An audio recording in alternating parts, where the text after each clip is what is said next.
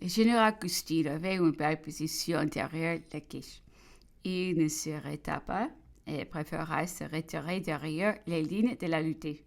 S'appuyant aux montagnes de Vosges et au Rhin à l'Auterburg, en choisissant sa position si éloignée de Méon, ce qu'on ne pouvait pas abandonner longtemps, le général en chef avait sans doute obtenir un peu de loisir pour instruire et discipliner une armée jeune et sans expérience. Mais il fut blâmé par beaucoup de généraux et particulièrement par Coquebert, l'un de ses aides-de-camp. Cet officier, d'un mérite très distingué, lui était agréable non seulement par des connaissances remarquables, même dans l'âme du génie dont il sortait, mais encore par une franchise de caractère qui n'était pas sans apprêter toujours après l'arrivée du quartier général à Weissenburg. Coquebert se présenta chez son général et après lui avoir rappelé de nouveau les puissances motifs qui aurions dû lui faire préférer la position déléguée.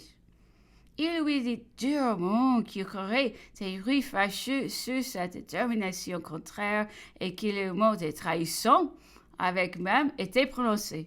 Custine furieux saute sur ses pistolets et les jetant sur la table. « Je suis un traître, lui criait-il. Faites-moi sauter la cervelle. » Coquebert, frappé par le noble mouvement d'une âme si odieusement outragée, fut saisi de désespoir et ne répondit à son général qu'en se tirant un coup de pistolet à travers le visage. Il tomba la mâchoire fracassée, mais il n'en mourut pas. Dans le procès qui conduisait le général Custine à l'échafaud, Coquebert fut appelé comme témoin dans l'espérance qu'il renouvellerait son accusation, mais il se conduisit en honnête homme, justifia complètement son général et s'accusa lui-même d'un accès de folie. Il fut employé depuis et fut fait prisonnier à la bataille d'Honschoote. Je l'ai vu depuis à Paris et soit par suite des mauvais traitements qu'il reçut dans sa captivité, soit plutôt que cette tête si remarquable autrefois par sa solidité fut désorganisée. Depuis longtemps, il est devenu complètement insensé et il est mort dans une maison de fous, quoiqu'on lui eût prodigué beaucoup de soins pendant plusieurs années.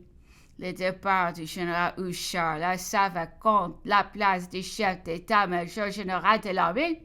Custine la donna au colonel Dillien, qui fut nommé maréchal des camps et qui me choisit pour son aide-de-camp.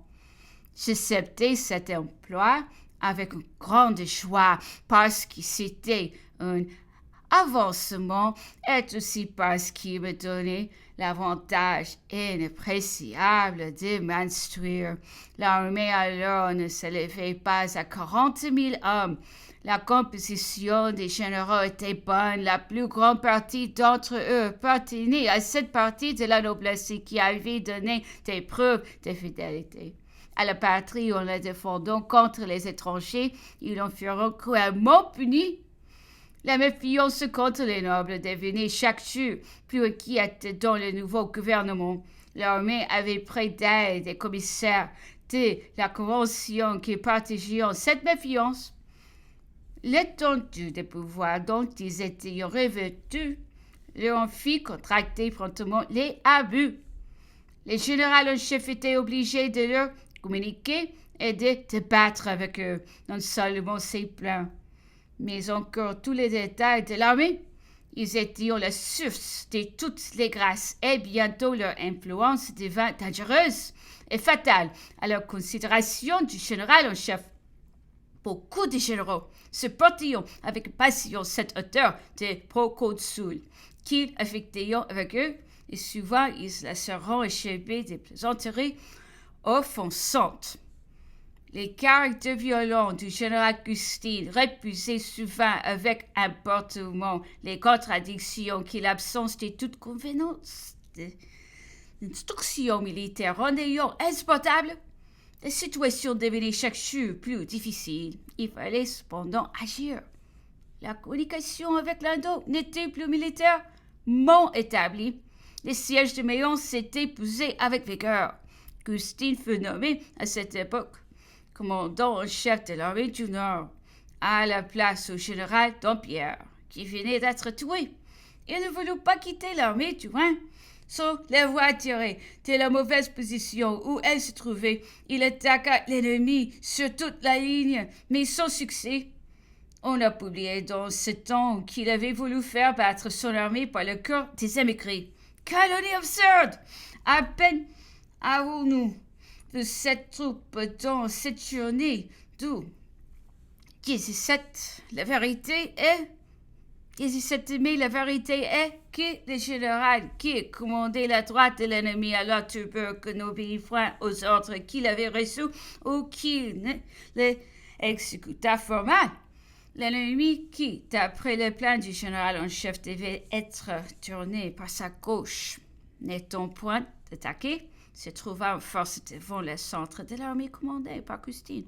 Une charge de cavalerie fut reposée par la mitraille des 2 pièces de canon Mesqui, et dans sa fuite, cette cavalerie entraîna quelques bataillons. J'ai fait mention de cette journée qui est parce qu'on nous fit un chef d'accusation contre les malheureux Custine. Il nous quitta le lendemain pour se rendre à l'armée du Nord, où les préventions et la calomnie les suivront. On les destitua.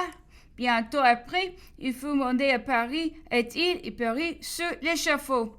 Sa condamnation fut un des premiers crimes de ce tribunal du sang, qui depuis on a répondu par tyran. Custine aimait la liberté et jamais l'idée d'une trahison n'approchait de sa pensée.